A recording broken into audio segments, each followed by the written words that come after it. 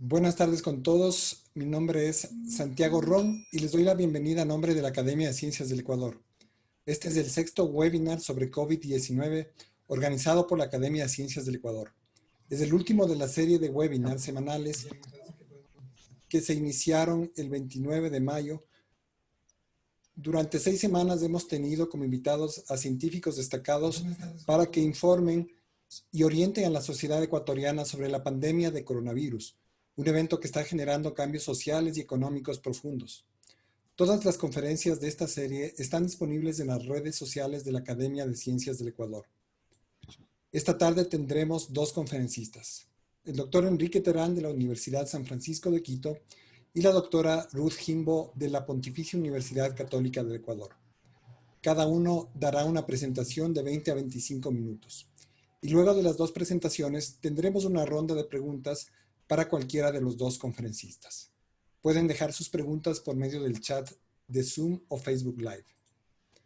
Antes de pasar a presentar a nuestros conferencistas, a propósito del término de esta serie de webinars, tendremos unas breves palabras del presidente de la Academia de Ciencias del Ecuador, el doctor Ángel Guevara, sobre los esfuerzos de la Academia para ayudar a enfrentar la crisis sanitaria.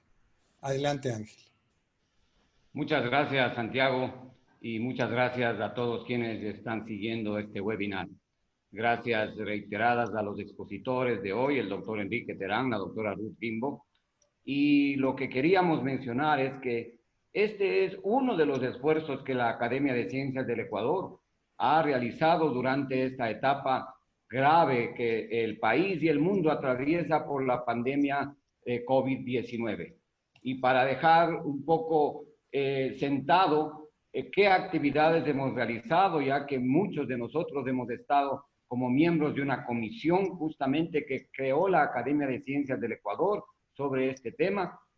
Quiero recalcar que no hemos sido los espectadores, no hemos sido los científicos de Twitter, no hemos sido los científicos de redes sociales o de la prensa o de la televisión en cualquier expresión que ella sea, sino que hemos estado allí con actividades concretas. Por ejemplo, nuestros miembros han desarrollado programas informáticos que permiten modelar cómo la infección se disemina en el Ecuador.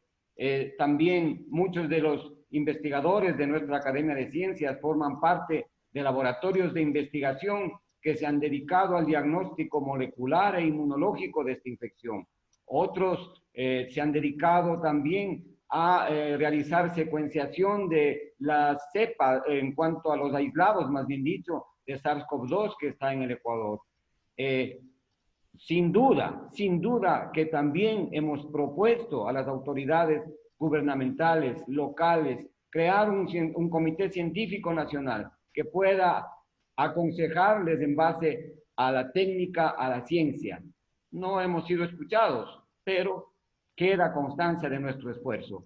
Y hoy, que termina este ciclo de webinars, queremos decir que la Academia de Ciencias estará siempre presente, no solamente en este problema, sino en otros que aquejan a nuestro país y en los cuales la ciencia no tiene mucho oído.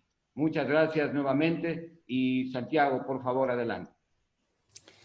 Muchas gracias, Ángel, por tus palabras. Paso a presentar entonces a nuestro primer conferencista. El doctor Enrique Terán es doctor en medicina por la Universidad Central del Ecuador. Tiene un PhD en farmacología de la Universidad de Londres en Inglaterra y un máster en cooperación internacional para el desarrollo de la Universidad Internacional de La Rioja en España. Es docente e investigador universitario por más de 20 años, con interés en hipertensión gestacional, enfermedades metabólicas e infecciosas y farmacología. Autor de más de 60 publicaciones en revistas indexadas y miembro de la Academia de Ciencias del Ecuador y la Academia Ecuatoriana de Medicina. Actualmente se desempeña como docente e investigador en la Universidad San Francisco de Quito. Te agradecemos mucho, Enrique, por estar presente esta tarde. Muchas gracias, Santiago, y muchas gracias a la Academia de Ciencias por brindarme el espacio para poder compartir con ustedes algunos aspectos relacionados con una de las temáticas que sin lugar a dudas más interés genera y que hace relación con el tratamiento para el COVID-19. Me imagino que la gran mayoría de ustedes han seguido las noticias y se ve con gran interés el aparecimiento de posibles tratamientos que posteriormente resulta que no funcionan. Entonces, en los siguientes minutos, aspiro yo a poder discutir con ustedes desde una perspectiva lo suficientemente sencilla, pero al mismo tiempo entendible, como para que todos podamos llevarnos a casa el mensaje de cuál es la dificultad en el manejo de esta enfermedad específicamente y por qué hemos ido y seguimos acumulando fracasos progresivamente. Como ya se mencionó y como dicta la norma, déjenme por favor expresar cualquier tipo de conflicto de interés. Yo soy docente e investigador universitario por más de 20 años. He tenido la oportunidad de ejercer esta actividad en la Universidad Central, en la Universidad de San Francisco, en la Universidad Internacional, en la Universidad Católica. Hago gestión de educación médica continua patrocinada por laboratorios farmacéuticos y me autodenomino como un defensor de la calidad de los medicamentos, de su uso racional particularmente y de la regulación adecuada en el país para el acceso a los mismos. Yo quisiera, y dado que no toda la audiencia quizás está vinculada con la medicina, hacer una pequeña locución a qué pasa frente a un proceso infeccioso. Y nosotros podríamos a esto resumirle como las fases de la infección. Y tomen en cuenta que estamos hablando de cualquier proceso infeccioso. Estas fases de la infección son efectivamente 5. La primera, la que es inevitable, a la que todos estamos expuestos, es la que nosotros denominamos la invasión. La invasión no es otra cosa que el patógeno, que el agente infeccioso, el que va a producir la enfermedad, contacte con el organismo. Y esto, vuelvo y repito, ocurre permanentemente. En el entorno que a nosotros nos ataña del COVID, imagínense ustedes que estamos en una habitación y que alguien estornuda, que alguien tose.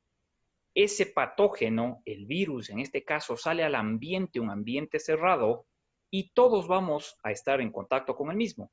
Todos vamos a respirar ese virus y por lo tanto entra al organismo. Por eso parte de las medidas que se ha hecho mucho énfasis es en el uso de la mascarilla para tratar de minimizar ese proceso. Pero no siempre la invasión es efectiva. ¿De qué depende que la invasión sea efectiva o no sea efectiva? En primer lugar, del sistema inmunológico, de las defensas del organismo. Si es que yo tengo un buen sistema inmunológico, ese patógeno que ingresó va a ser eliminado y no pasa absolutamente nada. Pero cuando el sistema inmunológico está bajo, como por ejemplo en la infancia, como por ejemplo en la senectud, como por ejemplo en la malnutrición, sea desnutrición o sea sobrenutrición. Cuando existe estrés, el sistema inmunológico baja. Por eso hemos hablado mucho de salud mental. Cuando nosotros tenemos enfermedades concomitantes, como por ejemplo hipertensión, diabetes, baja el sistema inmunológico. Cuando nosotros tenemos el uso de ciertos fármacos, baja el sistema inmunológico. Pero si es que el sistema inmunológico está bien, vuelvo y repito, la invasión concluye y no hay ningún problema. Sin embargo, en algunas circunstancias, a pesar de que el sistema inmunológico esté bien, como sucede con el COVID, lo que juega un papel clave es la virulencia o la agresividad del patógeno. Hay ciertos patógenos que tienen una agresividad tan alta que a pesar de que el sistema inmunológico esté bien, logran vencerlo. Es el caso específico del COVID. En personas jóvenes, en personas aparentemente sanas, produce de todas maneras invasión. Una vez que el patógeno ha invadido, es muy poco probable que pueda hacer algo en el organismo. Un miserable virus, ¿qué puede hacerle a un organismo tan complejo como el del ser humano? Entonces sobreviene la segunda fase, la incubación. Ese patógeno comienza a multiplicarse, comienza a reproducirse para aumentar su población. Y claro, conforme aumenta la población, se va haciendo ya significativa la presencia del patógeno y por lo tanto van a aparecer las consecuencias. Cuando la incubación ha sido suficiente, aparece la tercera fase que nosotros le llamamos la fase de pródromo, o también conocida como fase preclínica, en la cual comienzan a aparecer ciertas manifestaciones preámbulo de la enfermedad. Recuerden ustedes cuando les va a dar gripe. Ustedes dicen, me pica la nariz, me arden los ojos, me duele el pecho, estoy cansado. Ese es un pródromo. Algo inevitable que preluda el aparecimiento de la cuarta fase, la enfermedad clínica, ya con todas sus manifestaciones, ya con toda la sintomatología característica. Y lo más importante para recordar es que en la mayoría de los procesos infecciosos es autolimitado. La enfermedad clínica termina por resolverse sola o aparece la curación. No quiero decir con eso, por supuesto, que no existan enfermedades infecciosas que maten. El COVID es el ejemplo justamente de ellos. La enfermedad clínica es tan severa que termina por cobrar la vida del individuo. Pero en la mayoría de los procesos infecciosos se resuelven solos. Regresemos a la gripe común. Cuando ustedes tienen un cuadro de gripe, no necesitan hacer nada, tener un poco de paciencia, medidas generales, y se resuelve solo el proceso. Si es que nosotros entonces preguntamos cuándo nos llega el paciente lastimosamente nos llega a nosotros tarde, nos llega en enfermedad clínica. Por eso hemos hecho ingerentes esfuerzos en concientizar a la población, no espere a estar mal, acuda tempranamente, acuda cuando usted está con sintomatología previa. Porque cuando nos llega en enfermedad clínica, ¿qué es lo que nosotros podemos hacer? Lo único que podemos hacer es acelerar la resolución, acortar la duración de la enfermedad. Es lo único que podemos ofrecerle al paciente.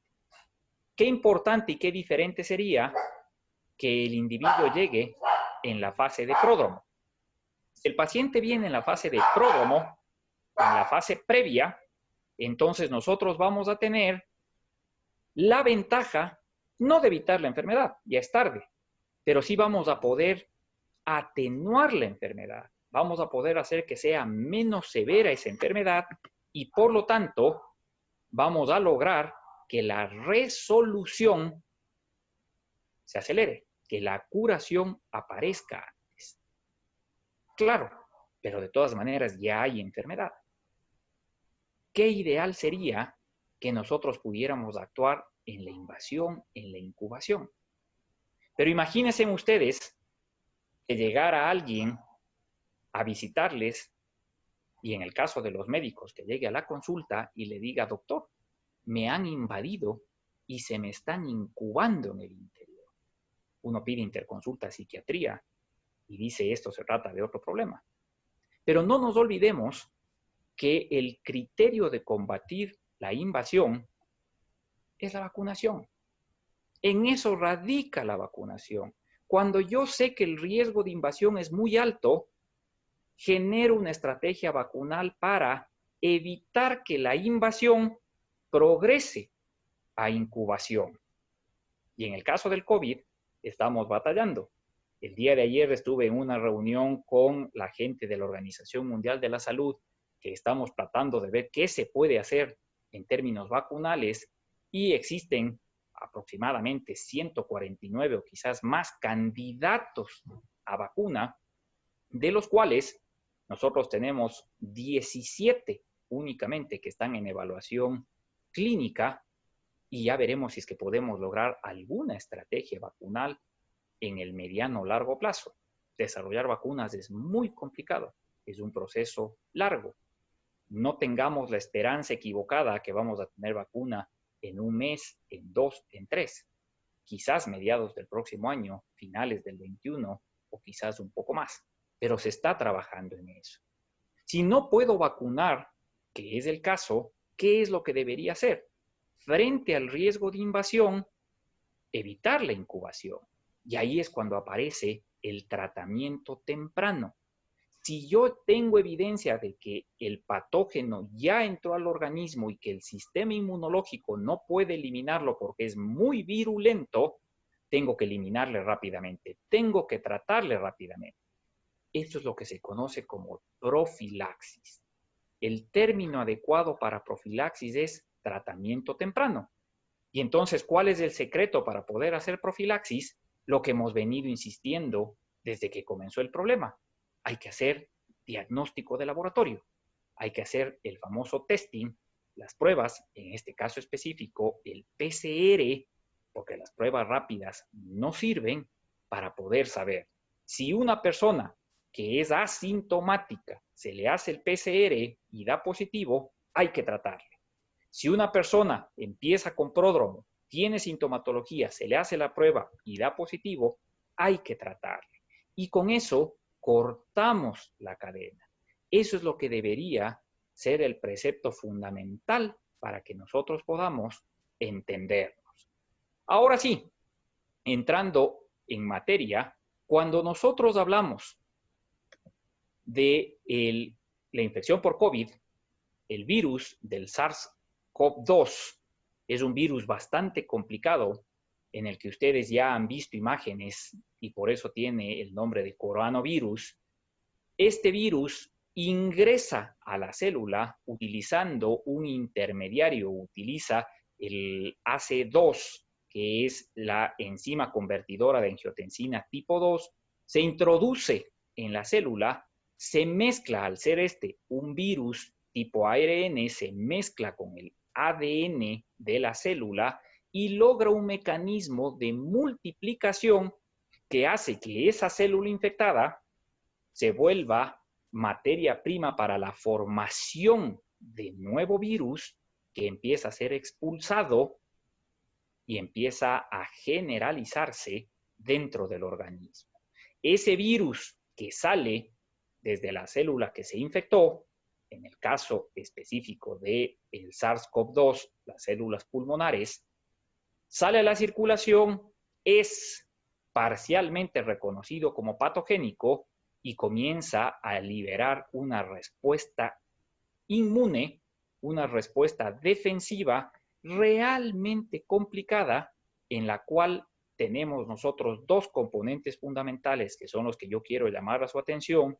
Un componente de respuesta antiviral, que el organismo trata de defenderse del virus, y luego una respuesta inflamatoria, que es en consecuencia parcial de la respuesta antiviral. Si nosotros guardamos entonces en mente ese proceso de cómo el organismo responde frente a la infección por el SARS-CoV-2, ¿qué deberíamos hacer para instaurar estrategias de tratamiento efectivo? Nosotros deberíamos focalizar nuestro esfuerzo en tratar de evitar que el virus se replique, que el virus se multiplique, número 1. Número 2, deberíamos tratar de evitar que el virus genere la respuesta antiviral en el organismo. Y número 3, deberíamos tratar la respuesta inflamatoria. Desafortunadamente, estos tres procesos están categóricamente diferenciados con el estadio que el paciente tiene. En una fase inicial es cuando el virus está multiplicándose.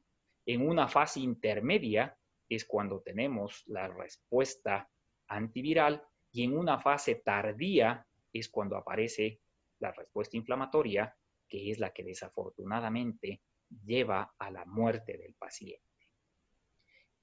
Entonces voy a compartir con ustedes algunos de los candidatos y por qué, por ende, han fracasado. El más sonado, uno de los primeros, la cloroquina y la hidroxicloroquina, es un agente que nosotros sabemos que tiene tres acciones fundamentales. Bloquea la entrada del virus, bloquea el procesamiento proteolítico, la salida del material genético del virus, y cambia el pH de los endosomas para evitar que se formen los fagolisomas maduros. Si hacemos un pequeño esquema, nosotros diríamos entonces que la cloroquina o la hidroxicloroquina está actuando en estos dos procesos. Cuando el virus entra a infectar a la célula y cuando ese virus comienza a liberar su material genético para mezclarse con el de la célula que invadió. A cualquiera de ustedes, si les preguntáramos en qué fase, por lo tanto, la cloroquina y la hidroxicloroquina debe ser efectiva, obviamente en fase temprana, cuando el paciente está con la sintomatología inicial o asintomático. Lastimosamente, la gran mayoría de los estudios se montaron en los pacientes que estaban hospitalizados, en los pacientes que estaban con la enfermedad avanzada, y de ahí sobreviene el fracaso que ha sido tan sonado y que ha generado tanta polémica.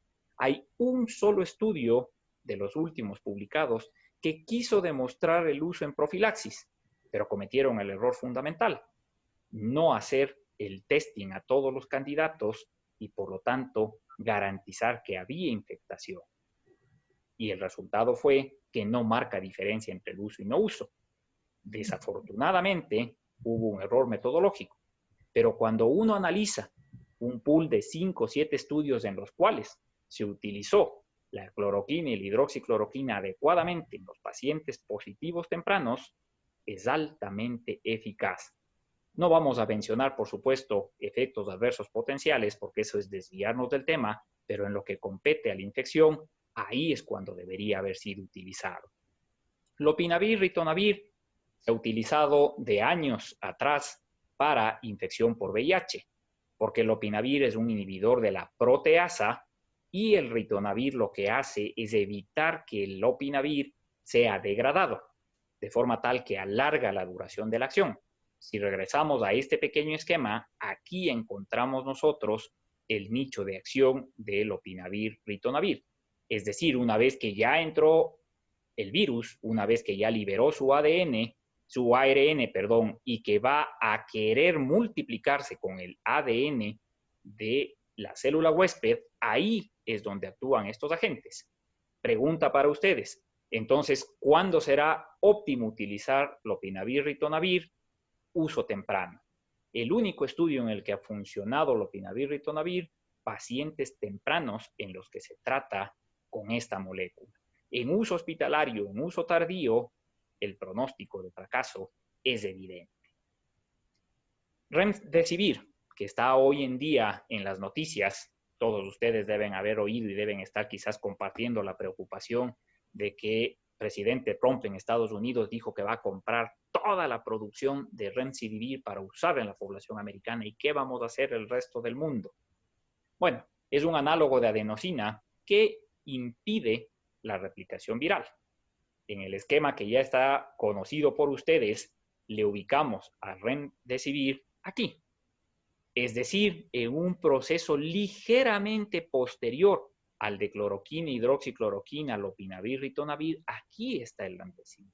Sin embargo, sigue siendo un agente para uso idealmente temprano.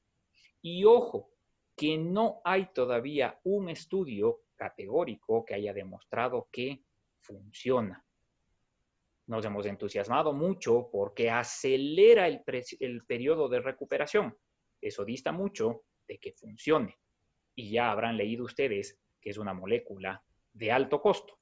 El precio para Europa, para Estados Unidos, se está hablando de costo tratamiento paciente cerca de $2,000. Para una economía como la nuestra, muy poco alcanzable.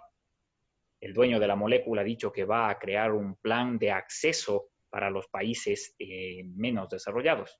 No sabemos todavía al respecto, pero ojo, que no hay datos que soporten que es un agente altamente eficaz.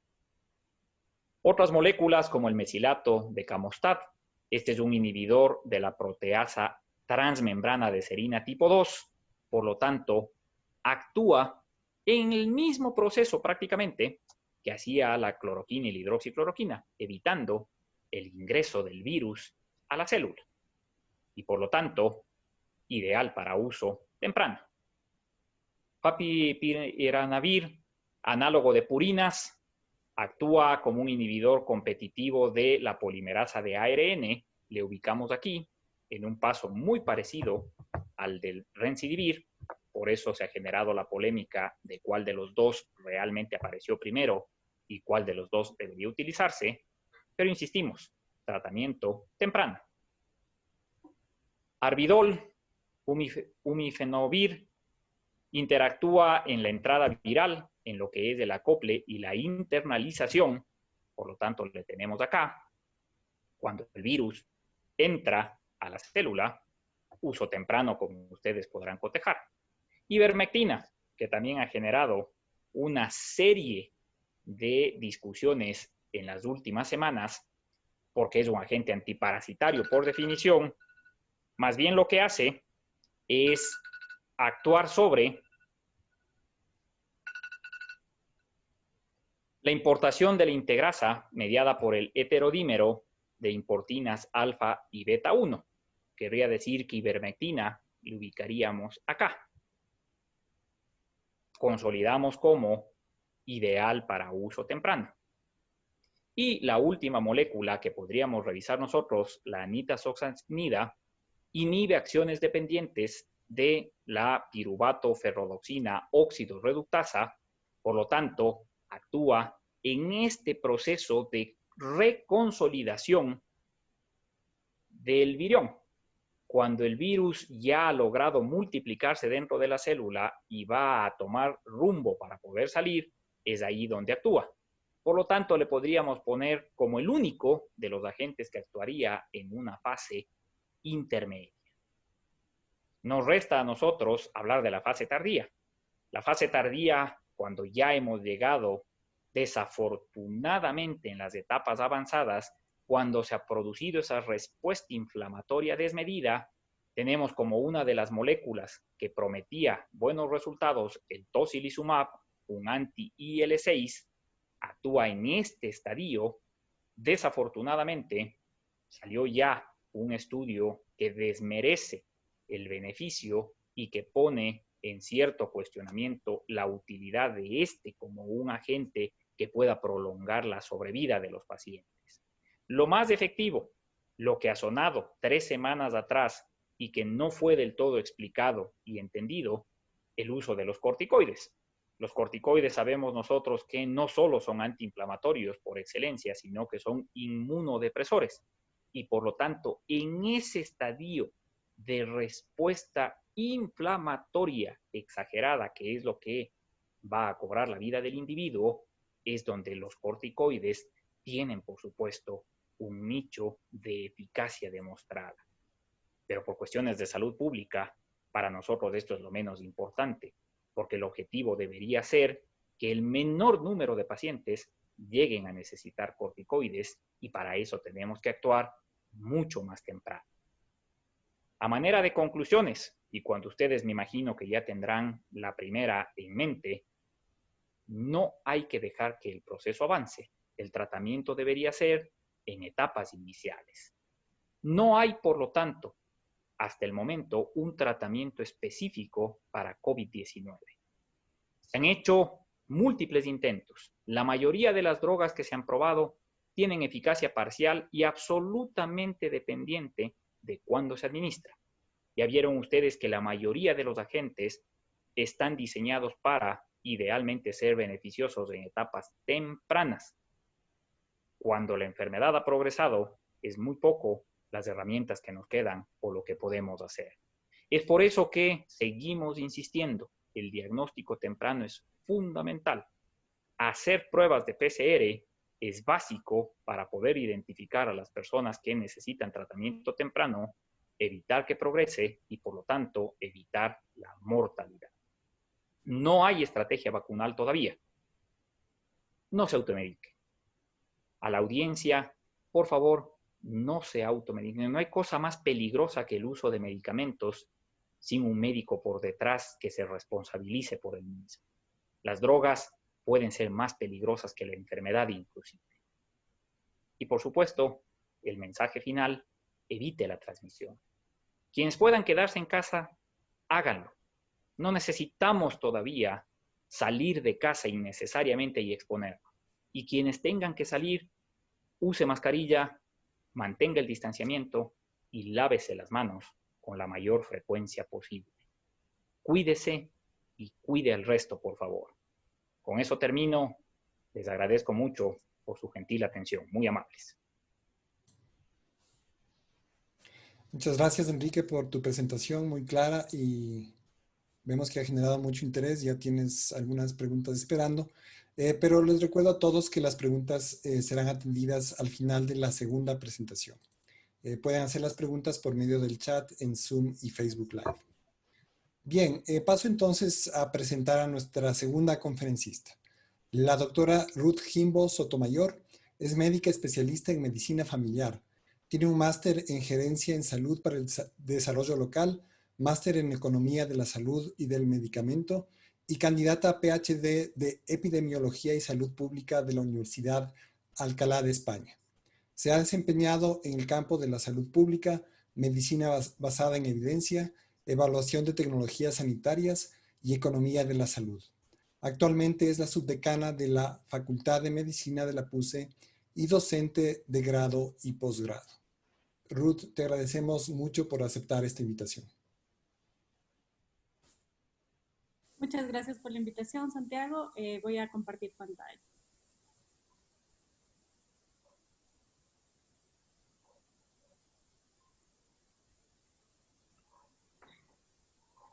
Bueno, buenas tardes con todos. Reitero, muchas gracias por la invitación. Yo voy a hablar de un tema un poquito complejo y un tema que tiene un alcance bastante amplio.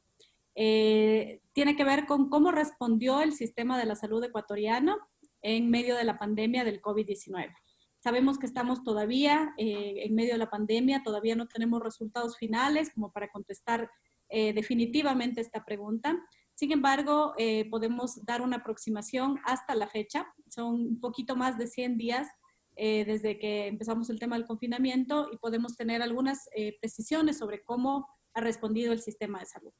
Entonces, igualmente, por si hay alguien en el público que no está familiarizado con el sistema de salud, solo comentarles que el Sistema Nacional de Salud está formado o está conformado por dos subsectores, que son la Red Pública Integral de Salud y la Red Complementaria de Salud.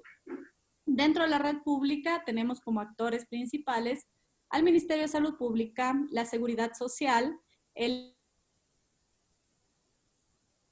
otros como por ejemplo servicios a nivel municipal que ofrecen provisión de servicios de salud.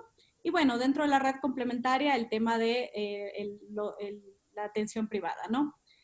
Por otro lado, también comentarles que basados en las respuestas de las encuestas de condiciones de vida, se ha llegado a determinar que aproximadamente entre el 85 y 90% de la población ecuatoriana está cubierta o tiene cobertura del sistema público. Es decir, por eso es tan importante que en nuestro país analicemos el sistema nacional en conjunto, pero nos centremos muchísimo en el sistema público por la cobertura que este tiene. Voy a hacer un contexto del sistema antes de la pandemia, que es algo que ya lo teníamos delimitado y hemos evaluado en algunos momentos. Primero, hablamos de un sistema de salud que está fragmentado, desarticulado, no tenemos muy claro las competencias y no hay una estructura en la que haya una interrelación entre los dos grandes subsectores. Por otro lado, seguimos teniendo un enfoque biologista del manejo de las enfermedades, es decir, el tema de prevención y promoción. Han habido algunos esfuerzos con la integración del MAIS, con el manejo del primer nivel, de movernos hacia una atención de prevención y promoción. Sin embargo, sigue siendo fuerte el enfoque biologista o de enfermedad. Por otro lado, sí hemos notado una débil regulación y capacidad de control, y ya vamos a ver algunos ejemplos basados en la pandemia. También seguimos viendo que existe inequidad al acceso de servicios de salud. Algo súper reciente, digamos, el tema, por ejemplo, de estos carnets famosos de discapacidad, en los que vemos que obviamente las personas que necesitan muchas veces no son los beneficiarios más oportunos. Por otro lado, tenemos un alto gasto de bolsillo desde la población y esto que es bien preocupante, tenemos uno de los sistemas de salud con menor presupuesto dirigido al sector salud y que cada vez viene a la baja. Y eso hace que la inversión en salud sea muy limitada y de esta manera las necesidades que son infinitas en salud llegan a ser no atendidas.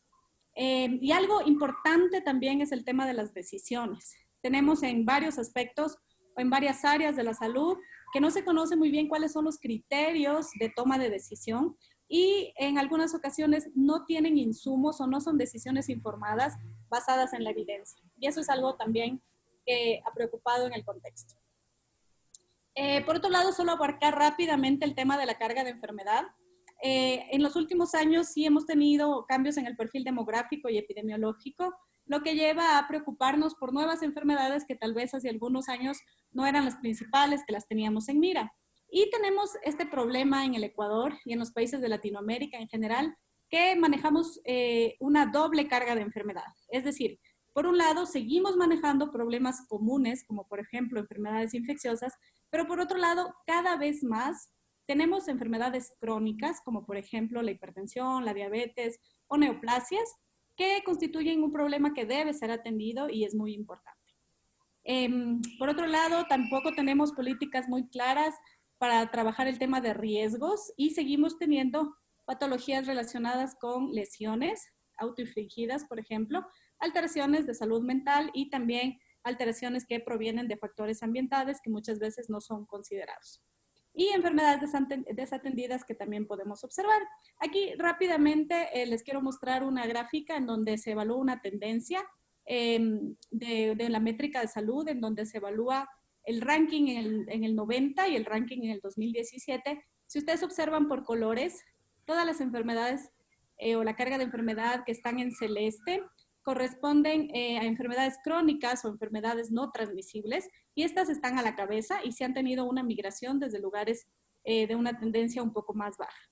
Pero, como les decía, la doble carga. Seguimos viendo en rojo enfermedades infecciosas y materno-infantiles que siguen siendo importantes y de atención.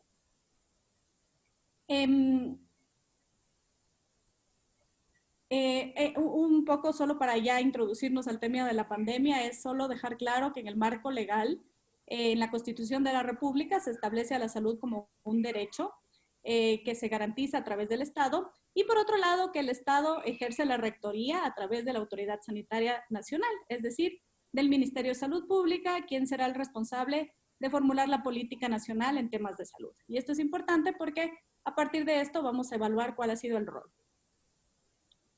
Rápidamente, el tema de las funciones más importantes de los sistemas de salud a nivel mundial se pueden resumir en estas 4 categorías. La gobernanza, es decir, las instrucciones que supervisa todo el Sistema Nacional de Salud. El financiamiento, que es la actividad de recolectar los recursos necesarios para una adecuada provisión. La provisión de salud, que es justamente la provisión de servicios para la atención de enfermedades. Y finalmente la regulación o el control, que tiene que ver con que la autoridad guía y dirige el comportamiento en los temas de salud. Entonces, ahora sí, ya con esta introducción, hablar un poquito de cuál ha sido el rol del Sistema Nacional en medio del COVID-19. Rápidamente una cronología que nos marca como que 2 momentos para análisis. Entonces, si ustedes recuerdan, el 31 de diciembre del 2019, el primer caso fue notificado. Luego de esto, el 7 de enero del 2020, ya se identificó el virus. Esto fue algo que para todas las personas que estamos en salud fue como sorprendente, ¿no? Cómo fue tan rápido el tema de la ciencia, cómo manejó el tema del virus. Luego de esto, teníamos que el 13 de enero tuvimos el primer caso fuera de China, en Tailandia específicamente. El 17 de enero algunos países ya empezaron a incluir medidas de seguridad, sobre todo en aeropuertos. El 30 de enero a nivel mundial ya se declaró como emergencia sanitaria.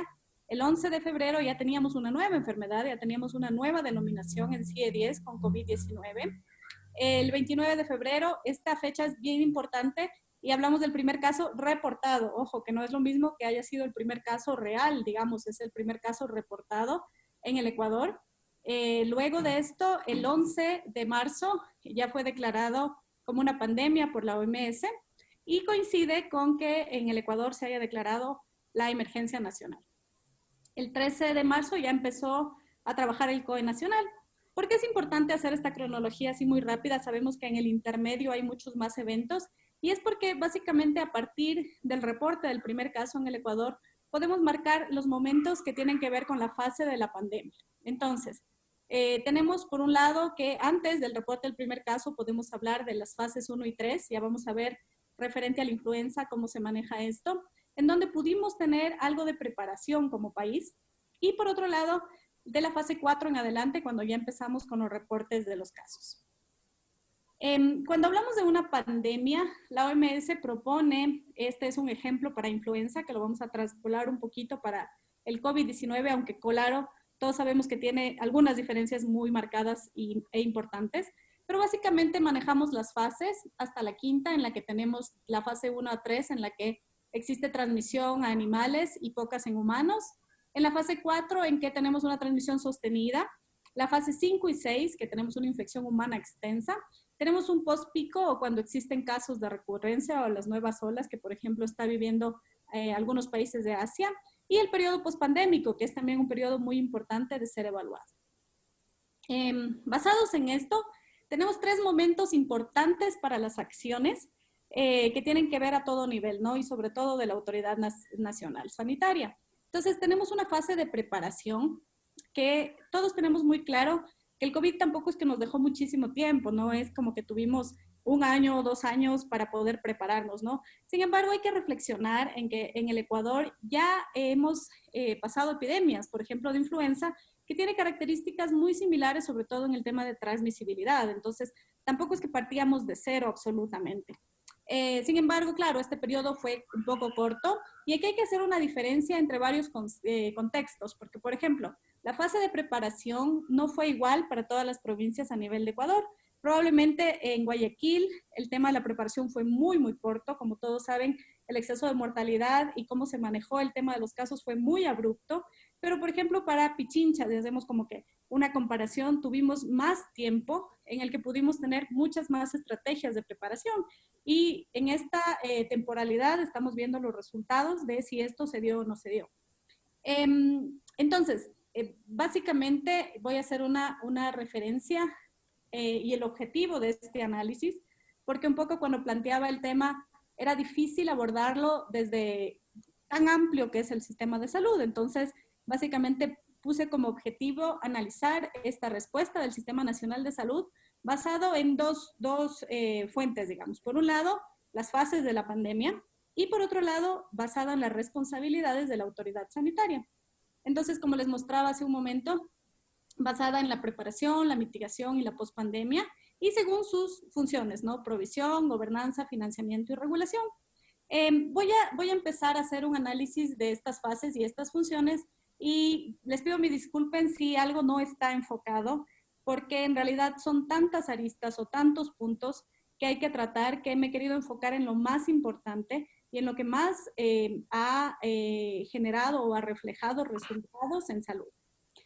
Entonces, en la fase de preparación, estos pocos meses y todo el tiempo pre-pandemia que tuvimos, porque ya hemos vivido otras epidemias, ¿qué esperábamos de la autoridad sanitaria o qué está limitado como sus funciones? Por un lado, necesitábamos que desde la primera vez, desde ese 31 de diciembre que se vio el primer caso en China, empezar ya a trabajar en una preparación para coordinar una potencial emergencia. Y eso es algo que creo que esta es una de las reflexiones que más nos deja esta pandemia, estar preparados para lo que podría venir. En torno a este punto, podemos decir que el COE arrancó el 11 de marzo, es decir, ya un poco tardío después de todo lo que pudimos haber preparado. Por otro lado, creo que todos fuimos testigos, y no lo digo yo como algo personal, sino que todos fuimos testigos de que en general las declaraciones que se daban a nivel de prensa no demostraban que las personas con los perfiles más idóneos formaban parte de quienes estaban coordinando. Otro problema importante que tuvimos es que era muy cambiante. Si ustedes recuerdan al inicio, teníamos un vocero diferente cada día. Y claro, eso genera que la población tenga un poco de confusión e inicie la desconfianza. Entonces tendríamos una preparación para una potencial emergencia no articulada y no coordinada. Ese es como el primer punto a tomar en cuenta en la primera fase. Luego, en esta fase y en estos meses, tuvimos la posibilidad de generar y de que el Ministerio de Salud proponga la generación de leyes y políticas necesarias, igual para manejar una potencial epidemia o pandemia. No necesariamente que ya se emitan las leyes, porque no teníamos certeza de lo que iba a pasar. Sin embargo, ya tener un plan de preparación relacionado con esto. Y claro, no vimos en esta fase para nada ni políticas ni planes nacionales que podían adelantar ante la posibilidad de este escenario. Por otro lado, desde estos meses en los que todavía no teníamos casos, no tuvimos una comunicación asertiva. La información era muy limitada. Muchas veces encontrábamos más información en las redes o en canales internacionales.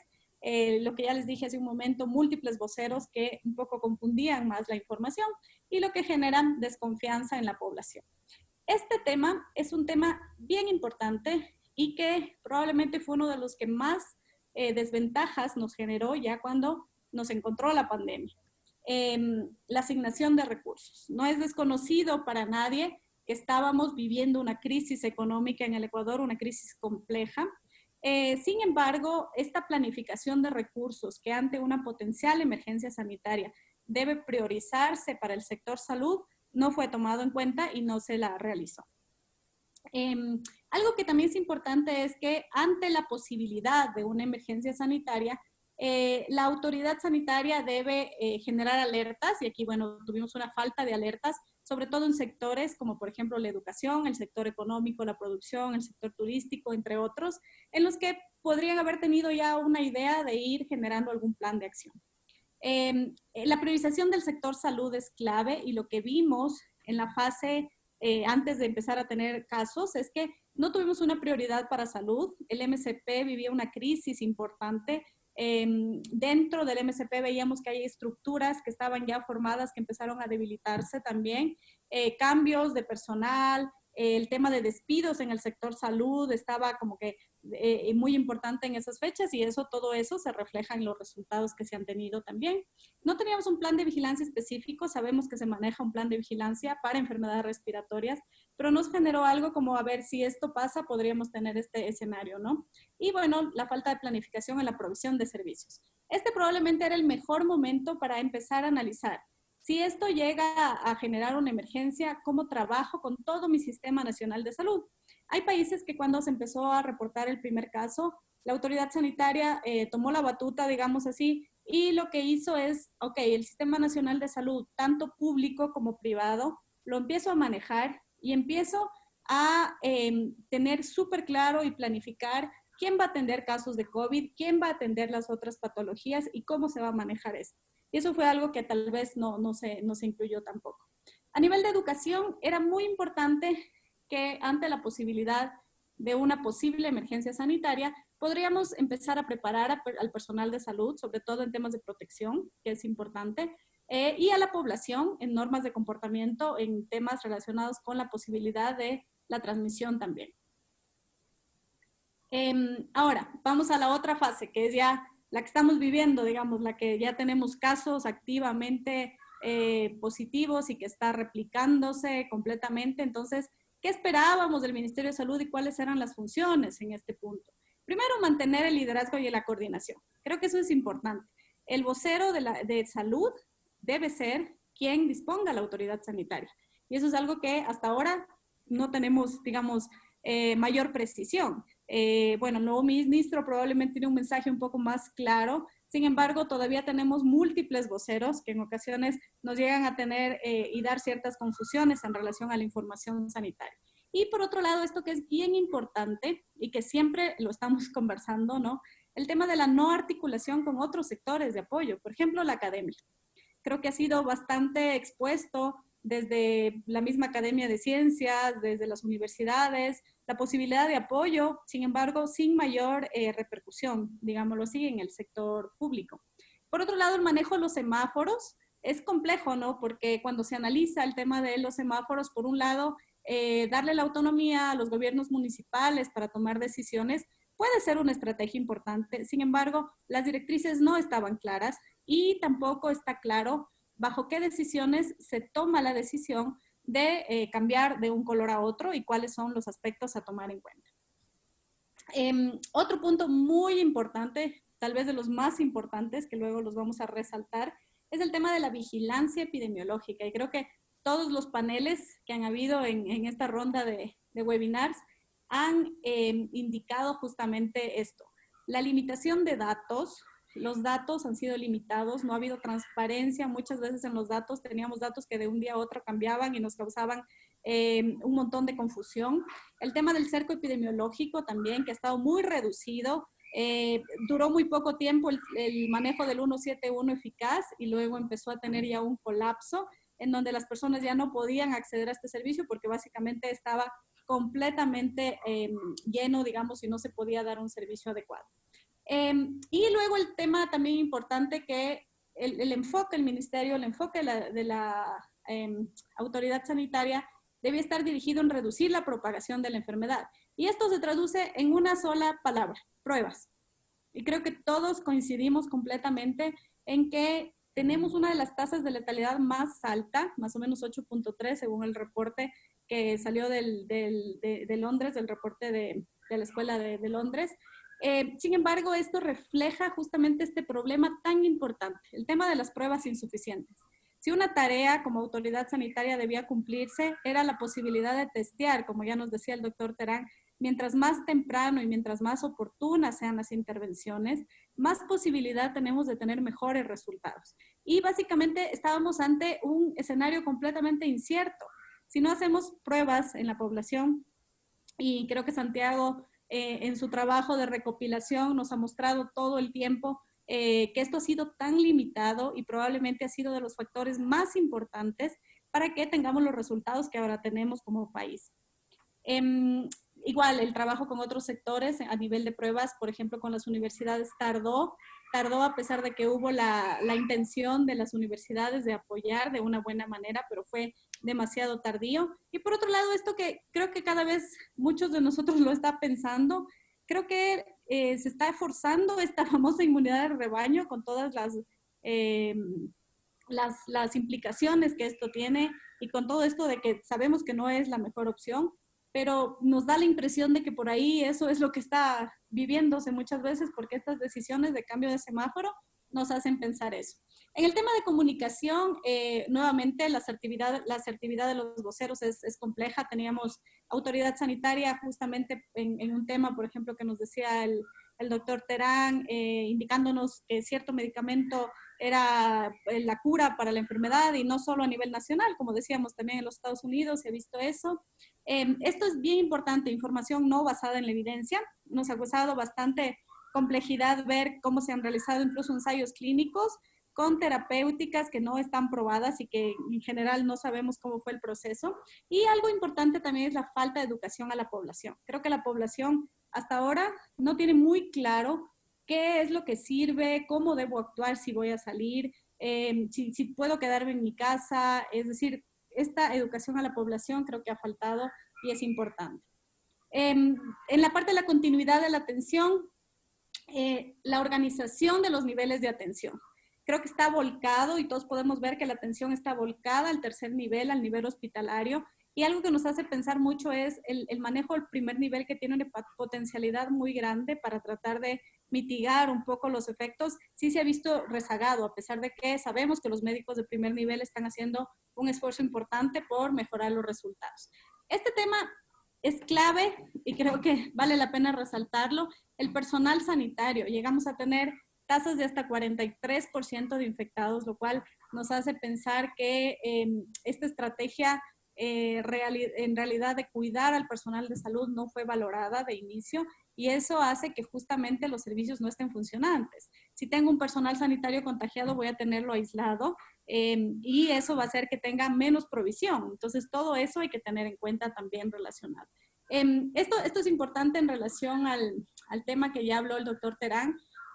Yo tengo mucha preocupación por los hospitales porque cuando he escuchado cómo manejan los diferentes estadios o los diferentes escenarios en COVID, es completamente diferente. Es decir, yo puedo tener un protocolo o un manejo en un hospital público y puedo tener uno completamente diferente en la seguridad social.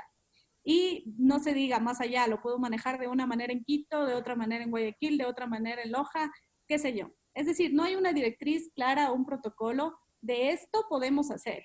Esto tiene evidencia que funciona, que no funciona y que debo evitar. Y eso es algo bien importante que hay que considerar porque no hay guías de atención, no hay un protocolo. Han habido intentos de hacer guías, hubo un protocolo que se realizó en Guayaquil que finalmente no fue difundido. Luego hubo un consenso que estuvo en Quito, que está en la red, pero a la final no es un protocolo específico de manejo, es decir, no hay rectoría en el uso de qué tipos de tecnologías puedan usar.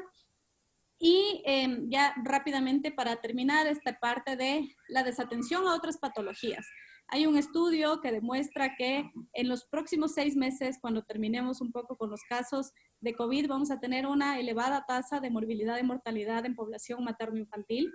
Nos preocupa mucho el tema de inmunizaciones, con la posibilidad de poder tener nuevamente reactivadas enfermedades inmunoprevenibles que, por ejemplo, ya han sido eliminadas o estaban en camino de eliminación y erradicación en el Ecuador. Tampoco se planteó un programa muy claro de atención para patología crónica. A mí me preocupa muchísimo pacientes con enfermedades crónicas que están en sus casas y que no han tenido acceso o control de sus enfermedades. Esperamos que no se estén complicando en sus casas, aunque es algo que podría ser potencialmente posible. En el tema de regulación y control, creo que aquí hay que hacer énfasis en que no ha existido un proceso de evaluación de tecnologías sanitarias, es decir, todas las estrategias que el ministerio, que la autoridad sanitaria quiera incluir para manejo de esta pandemia deberían ser evaluadas bajo un contexto de evidencia disponible, en el caso que la hubiera, y debería valorarse esta posibilidad antes de dar directrices de uso o de no uso, ¿no? El otro tema que creo que resalta muchísimo es el tema del precio de los insumos. Cero regulación en cuánto cuesta una mascarilla, en cuánto llegó a costar un respirador N95 al inicio, entonces era una locura y básicamente que el personal sanitario no podía contar muchas veces con esto. Y el tema de corrupción, que bueno, transversal para todo esto, creo que fue como que ya la gota que derramó el vaso. Y nuevamente el tema de educación, en este punto, cuando ya hubo la fase de respuesta y mitigación, la falta de conocimiento de la enfermedad, el tema de cómo se transmite, enseñar a la población justamente a no agotar insumos, por ejemplo. Todo el mundo le veíamos en la calle con overoles, con los protectores faciales, y no había abastecimiento para los hospitales. Eso era algo completamente incoherente. Y el otro tema es el que decía también el doctor Terán, y ya se refirió también, no hubo desde la autoridad sanitaria esta educación dirigida a la población en relación a la no automedicación, que es algo que puede ser muy peligroso. Ya para concluir, solo dejar como que la reflexión de qué podría pasar en el post-pandemia, y no hemos visto tampoco planes destinados a esto. ¿Cómo vamos a manejar un rebrote? No hemos visto una normativa, un plan de cómo manejar un rebrote. ¿Cómo vamos a manejar el advenimiento o la complicación de las otras patologías que ya hemos mencionado? ¿Cómo va a mantenerse la inversión en salud que va a ser requerida en el periodo post-pandemia? ¿Cómo vamos a aprender o cómo vamos a sistematizar las lecciones aprendidas? Nuevamente continuar con comunicación asertiva, seguir manejando el tema de evolución de tecnologías sanitarias, acceso a medicamentos y vacunas. Este es un tema que yo sí digo es bien incierto porque, digamos, en el momento tenemos súper claro que no hay un tratamiento eficaz ni seguro, pero en el momento de que exista una vacuna o un tratamiento, ¿cómo va a ser el país para acceder? ¿Vamos a trabajar con una economía de escala, con países de Latinoamérica, por ejemplo, o vamos a hacer una solicitud individual? Eso es algo que debe empezar a evaluarse, y la colaboración internacional. Ya para acabar, esta es mi última diapositiva. Yo he querido resumir en estos 5 puntos, para mí los puntos clave que han sido errores importantes o temas que no se han manejado de manera adecuada. De cabeza, las pruebas. Creo que la falta de pruebas desencadena todo un problema en relación a cómo se manejó la crisis por parte de la autoridad sanitaria. Por otro lado, que viene a la par del tema de pruebas, la data. Es decir, muchos hemos estado limitados con no saber cómo está muy claro el tema de datos, y tampoco se han podido generar insumos de calidad para la toma de decisiones por la falta de los datos justamente. La toma de decisiones informada es algo que se ha visto muy fuerte. Cada día vemos que en una provincia están usando un medicamento, se está usando un tipo de profilaxis cuando no tiene nada de evidencia científica, y esto sin ninguna regulación. Tampoco se manejó claramente la planificación de la provisión de servicios, es decir, lo que les decía, quién está atendiendo enfermedades crónicas, cómo se está vacunando, por más que hay como que ciertas iniciativas, no está claro el panorama. Y algo que es transversal en el tema de salud siempre, el tema de la educación. Si yo no tengo una población educada en saber manejar, sobre todo las medidas para evitar contagios, voy a seguir en un círculo vicioso en el que vamos a nunca terminar con este tema y eso es bastante complejo. Bueno, eso es un poco en resumen, como les decía, este tema que ha sido tan complejo porque es bastante amplio el sistema nacional de salud, pero bueno, bienvenidas las preguntas. Muchas gracias, Ruth, por tu presentación, muy informativa, muy clara. Y entonces vamos ahora con las preguntas que hemos recibido.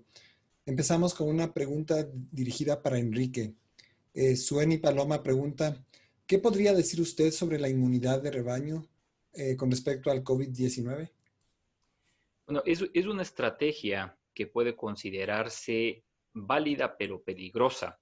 Recordemos nosotros que el desarrollo de la inmunidad en rebaño no es otra cosa que exponerle a la gente al patógeno para que genere defensas frente al mismo.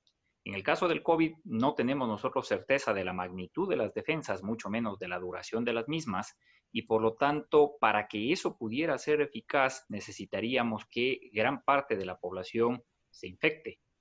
En un caso como el del COVID, que hemos dicho que desafortunadamente las complicaciones pueden ser las que pongan en riesgo la vida del paciente, el colapso del sistema de salud es lo que nos preocuparía. Gracias, Enrique. Otra pregunta dirigida a ti.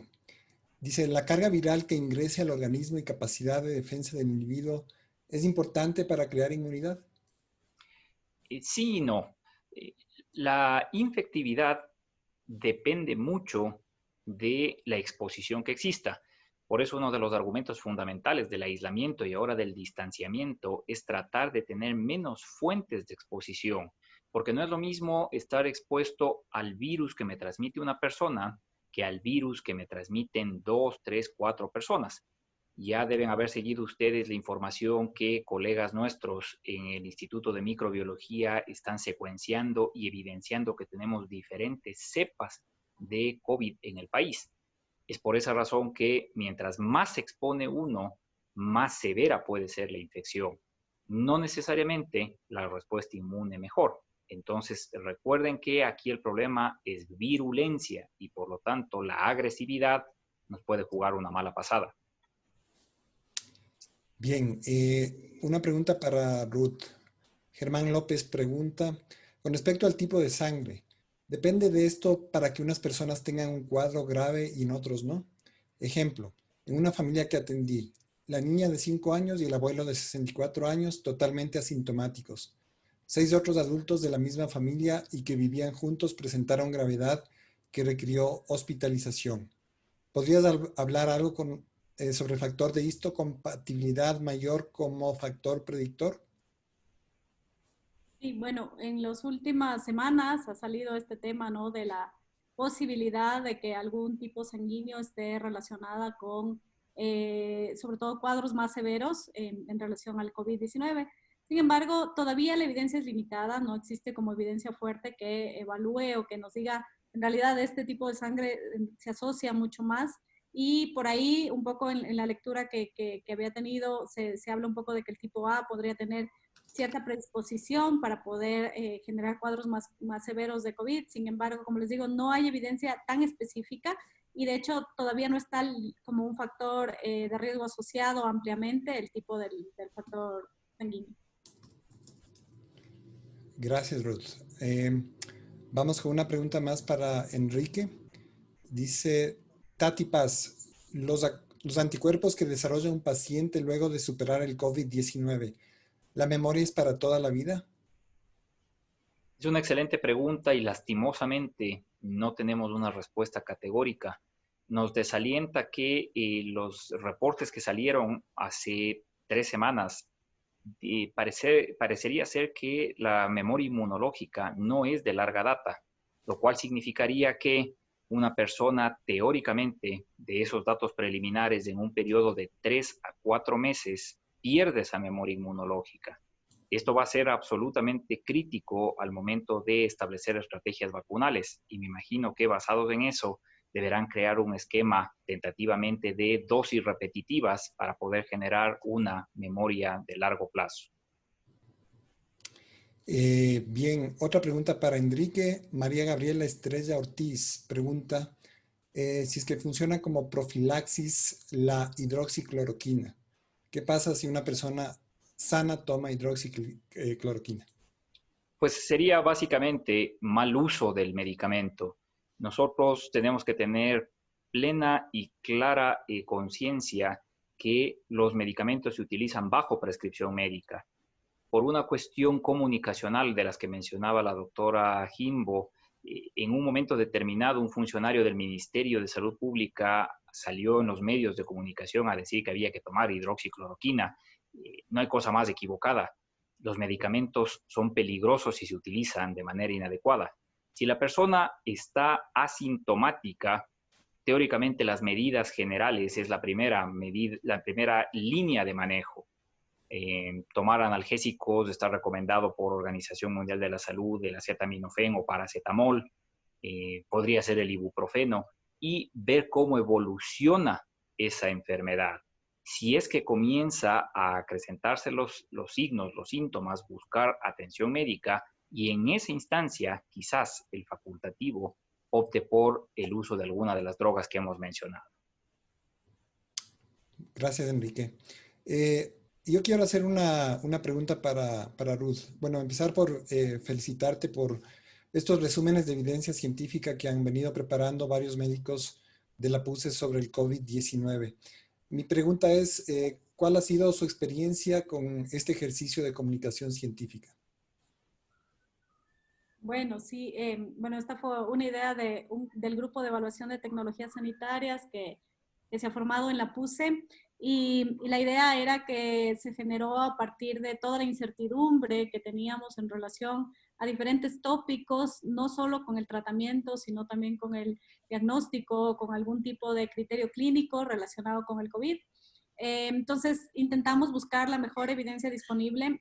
Una limitación que teníamos es que la evidencia es tan cambiante. Por ejemplo, estábamos haciendo una revisión del primer informe que hicimos y ya tenemos más de 28 artículos o más de 28 estudios que están incluidos en el Clinical Trial Groups para ser incluidos. Entonces, eso hace que sea una limitación. Sin embargo, la experiencia ha sido buena porque intentamos llegar a, sobre todo el personal sanitario, para tener una idea un poco más clara de recopilación de evidencia y que tengan una lectura mucho más rápida de estos resúmenes. También hemos tenido, digamos, algunos momentos un poco complejos, sobre todo cuando exponemos o cuando buscamos este tipo de terapias alternativas, como el dióxido de cloro, el agua de mar, que alguna vez se expusieron en un informe. Tuvimos bastante ataque en redes, digamos, porque claro, hay personas que tienen el concepto muy arraigado de que esto funciona y lo defienden, ¿no? Sin embargo, nosotros no intentamos, lo que intentamos es educar a la población y mostrar justamente evidencia que pueda demostrar o no la eficacia de este tipo de tratamientos. Gracias, Ruth. Tenemos una pregunta dirigida a Enrique de Lucía Ruiz. Dice, ¿cuál de estos tratamientos se está utilizando en el Ecuador? Me imagino que se refiere a todos los tratamientos que mencionaste. Por supuesto, en el Ecuador, como mencionó la doctora Jimbo, hemos tenido desafortunadamente una serie de discrepancias en términos de qué hacer, qué no hacer. No se logró, hasta donde yo sé al menos, tener una versión 100% oficial y única, pero entre las diferentes alternativas que se plantearon, se comenzó con el uso de la hidroxicloroquina y de la cloroquina. Se ha utilizado lopinavir, ritonavir, porque el país tenía abastecimiento por el uso para pacientes con VIH, y se ha intentado en alguna medida ir ampliando con algunas otras estrategias. Yo sé que en hospitales se utilizan el tocilizumab en los casos avanzados, glucocorticoides, por supuesto, y habrán escuchado ustedes en las 2 últimas semanas que el señor ministro de Salud dijo que el país está haciendo las gestiones para la adquisición del remdesivir. Siendo tan costoso y no comprobado, yo cuestionaría qué tan valioso es realmente la adquisición, pero desafortunadamente no nos preguntan y aunque opinemos, no nos hacen caso. Gracias, Enrique. Hay una pregunta dirigida para Ruth. Dice Sora Palacios, difícil hablar de tratamiento en base a evidencia con una enfermedad tan joven. Por eso difícil establecer un protocolo nacional. ¿Cuál es su propuesta? Sí, como les decía al inicio, si bien es cierto, el COVID es una enfermedad o un virus completamente nuevo, sin embargo, hay características que sí se comparten con otras enfermedades, como por ejemplo las experiencias previas con el MERS o con el SARS. De hecho, los estudios preclínicos de algunos de los medicamentos están basados en cómo funcionaron con este tipo de enfermedades, incluso con ébola, por las características a nivel viral. Entonces, a partir de eso, muchas de las fases preclínicas, digamos, o de los estudios experimentales, se basaron en otro tipo de enfermedades. Ahora, sí, para COVID como tal, en realidad la mayoría de los medicamentos que se plantearon de inicio son medicamentos off-label o fuera de etiqueta, porque justamente nunca fueron planteados para esta enfermedad al ser nueva. Sin embargo, creo que estas experiencias con otras enfermedades sí dan como una pauta o como un punto de partida a través del cual se puede ir generando la evidencia. Estoy de acuerdo en que no hay evidencia para todo, probablemente hay algunos temas en los que no podemos sustentar bajo evidencia, sin embargo, en los que sí existe algo de evidencia que nos pueda guiar, es importante siempre ponerla sobre la mesa como insumo para la toma de decisiones.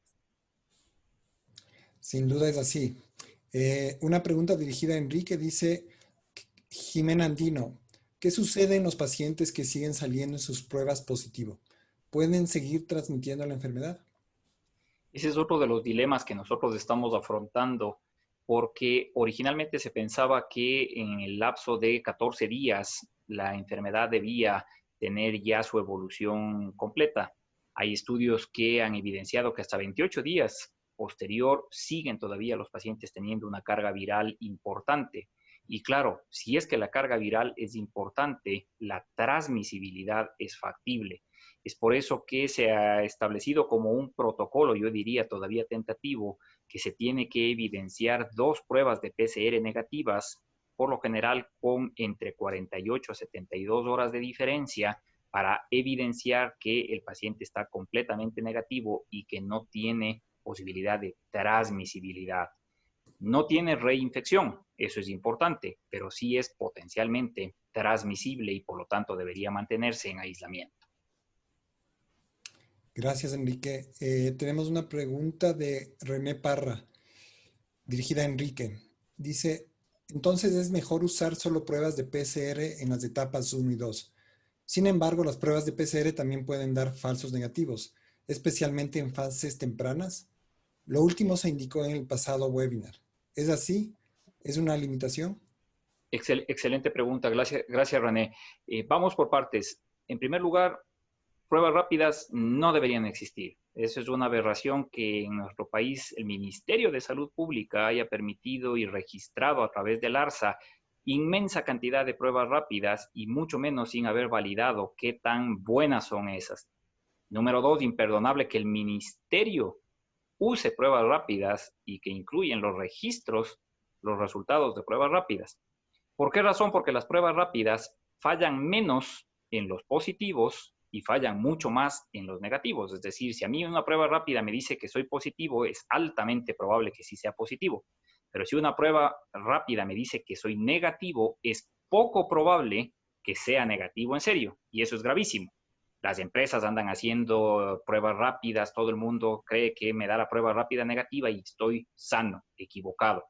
Con el PCR, nosotros tenemos mucha mayor certeza de que pueda el diagnóstico ser apropiado en la fase inicial, sobre todo. Desafortunadamente, y conforme más conocemos, esto tampoco es la panacea. Ahora sabemos que la variación de falsos negativos puede ir entre tan bajo como un 2% hasta tan alto como cerca de un 25%. 1 en 4 pruebas que por PCR dan negativo puede ser que sí sea positivo. En conclusión, por eso el diagnóstico no se puede apalancar y basar en una sola de las aristas, sino que tiene que ser el laboratorio, la clínica y la imagen en muchos casos para poder de esa forma hacer el despistaje adecuado. Gracias, Enrique. Tenemos todavía algunas preguntas. Creo que nunca habíamos tenido tantas preguntas como hoy. Y son cosas interesantes, entonces me parece que sí podemos alargarnos un poco. Una pregunta para Ruth, de parte de Byron Núñez. Dice, para el control de la pandemia, ¿supresión o mitigación? Esa es una pregunta muy interesante porque a veces los términos se solapan, ¿no? Claro, de inicio me atrevería a decir mitigación, porque cuando el número de casos aumenta y tenemos una dificultad o una imposibilidad de encontrar una relación entre los casos, probablemente de inicio mitigación. Y con esto, básicamente, crear una situación más manejable para el sistema de salud, que es lo que se intentó con las primeras medidas de aislamiento, distanciamiento, ¿no? Y claro, luego la idea y lo ideal es ir a políticas de supresión, que ahí sí tienen el objetivo de que mantengamos los niveles más bajos posibles con R0, con el R0 idealmente menor a 1, para mantener esto de manera indefinida. Pero claro, es difícil y creo que esto es de manera paulatina para ir logrando los mejores objetivos o los mejores resultados más bien. Gracias, Ruth. Una pregunta dirigida a Enrique de Germán López. Dice, ¿qué opinas del uso de la ivermectina en las dosis que están dando? 2 tabletas un día y repetir al día siguiente. Así los tratan en Bolivia, Perú y ciertos sitios de Ecuador. Es una pregunta muy interesante porque la experiencia todavía yo creo que sigue siendo paupérrima. Acuérdense, por favor, que esto viene de una extrapolación in vitro en la que se demostró que la ivermectina como molécula aislada en la cajita de Petri en el laboratorio tenía capacidad de eliminar al SARS-CoV-2. Obviamente después eso se transparentó en que la dosis necesaria era extremadamente alta. Sin embargo, cuando se ha ido analizando poco a poco, se vio que efectivamente la ivermectina podría tener un beneficio en evitar la replicación del virus. Por eso en las diapositivas yo ponía para uso temprano. Cuando se usa tempranamente, aparentemente funciona. Ahora tenemos una experiencia interesante justamente en Perú, en Bolivia. En el Ecuador se está utilizando bastante en Guayaquil. Se generó inclusive por parte de los colegas de Guayaquil un protocolo en el que se establece que tempranamente se puede utilizar la ivermectina y sé que tienen muy buenos resultados. Desafortunadamente, tenemos que empujar para que eso se documente y pueda realmente ser un aporte para el conocimiento médico. Yo creo que lo importante y lo fundamental es, una vez más, insistir en no automedicación y no uso innecesario. No podemos andar dándole tampoco ivermectina a todo el mundo. Tiene que haber una evidencia de que ya hay infestación por parte del virus. Gracias, Enrique. Tenemos para terminar 2 preguntas, una dirigida a cada uno. La primera pregunta está dirigida a Ruth. Dice, si un empleado de banco ha tenido contacto con personas COVID positivo, pero ha mantenido medidas de seguridad, está asintomático, ¿debe hacerse la prueba de PCR? ¿La institución debería realizar un seguimiento realizando pruebas a todos los empleados que tuvieron contacto con la persona COVID positivo? Justo en esta parte está el tema de lo que veníamos diciendo, ¿no? El tema de las pruebas. Mientras mantengamos el screening o el tamizaje solo en población que presenta sintomatología, nunca vamos a llegar a tener el panorama claro y saber cómo ir reduciendo esta posibilidad de transmisión, ¿no? Entonces, sí, para diagnóstico, como ya habíamos dicho, el tema del PCR es como que la prueba que tenemos que realizar, y si este paciente ha estado en contacto con COVID, es importante que pueda tener esta valoración para que esta persona que probablemente puede ser contagiada y puede ser asintomática y puede seguir transmitiendo, pueda tener sus medidas de aislamiento, distanciamiento, aislamiento sobre todo, no, porque ya entraría en un cuadro. Eso es lo que les pasa mucho a los trabajadores de salud. Nuestros trabajadores de salud están en contacto todo el tiempo con los pacientes con COVID, y lo poco que están haciendo ahorita muchas veces en los hospitales es hacerles una prueba rápida, la cual, como decía el doctor Terán, nos deja en las mismas prácticamente porque no nos da certeza de esta posibilidad. En otros sistemas de salud lo que se hace es justamente hacer el screening en pacientes asintomáticos con PCR también para poder llegar a reducir y poder a controlar completamente la transmisión. Gracias, Ruth. Para terminar, tendríamos entonces una última pregunta para Enrique. Nancy Kimberly pregunta, ¿qué opina de la medicina natural en el tratamiento y prevención para COVID-19? Por ejemplo, el eucalipto. Bueno, es muy importante que nosotros hagamos una aproximación realística a cuáles son los riesgos sobre los beneficios. Ha habido una discusión muy grande con el uso de terapias no demostradas o terapias que no tienen una eficacia demostrable. Ahí vinieron los suplementos vitamínicos con las dosis altas de vitamina C, está el dióxido de cloro, como se ha dicho por ahí, y en esa hegemonía ingresó el eucalipto. La gente le tiene mucha convicción al eucalipto, sobre todo porque ha sido asociado con mejora en los problemas respiratorios. Sin embargo, recuérdese que la connotación del COVID es totalmente distinto en lo que produce a nivel pulmonar. Y es por esa razón que no habría una justificación para que pueda tener un beneficio. A eso se suma que la forma en la que se utiliza el eucalipto normalmente es en vaporizaciones. Y nosotros tenemos ahí una problemática adicional porque se incrementa considerablemente el riesgo de lesiones accidentales por vaporización, quemaduras fundamentalmente, porque la gente cree que mientras más intensa sea la vaporización, mejor va a ser. Introducen la cabeza en un ambiente cerrado lleno de vapor, se producen quemaduras, se produce lesión del árbol respiratorio. Por lo tanto, no hay un justificativo y no hay evidencia tampoco, no es recomendable. Yo soy de los que cree que, sin embargo, a la gente uno no le debe prohibir, uno tiene que educarle. Si alguien dice es que a mí el ambiente de eucalipto me tranquiliza, me hace bien, que lo haga, pero que bajo ningún concepto crea que porque va a exponerse al eucalipto debe dejar de lado las medidas de protección que ya habíamos mencionado. Muy bien, al terminar pues quiero agradecerles nuevamente a Ruth y Enrique por habernos acompañado esta tarde. Las dos presentaciones han sido muy clarificadoras, mucha información relevante, hemos tenido muchas preguntas y muchas personas nos han seguido tanto por el Zoom como por Facebook Live. Me parece que ha sido el final, el broche de oro, digamos, a esta serie de webinars que ha organizado la Academia de Ciencias del Ecuador y solamente resta despedirme de ustedes, las personas que nos han acompañado durante todas estas semanas y ojalá que pues estos webinars hayan sido informativos y de utilidad para toda la comunidad. Gracias a todos y muy buenas tardes.